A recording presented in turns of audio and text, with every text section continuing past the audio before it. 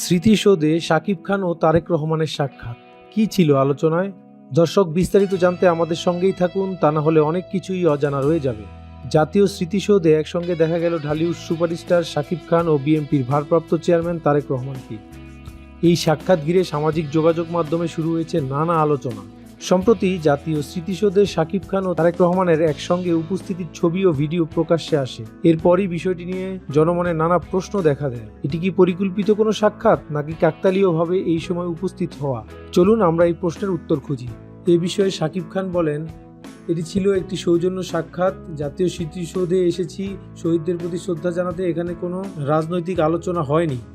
শাকিব খান আরও যোগ করেন, আমি একজন শিল্পী হিসেবে সবসময় শ্রদ্ধা ও সম্মানের জায়গাটিকে গুরুত্ব দিই।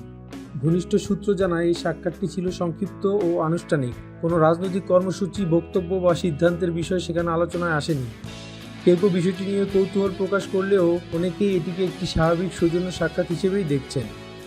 জাতীয় স্মৃতিসৌধ একটি সার্বজনিক ও ঐতিহাসিক স্থান। বিভিন্ন পর্যায়ে বিশিষ্ট ব্যক্তিদের সাথে উপস্থিত হওয়া স্বাভাবিক ঘটনা, তবে এই ক্ষেত্রে তথ্যভিত্তিক সংবাদ পরিবেশই সবচেয়ে গুরুত্বপূর্ণ।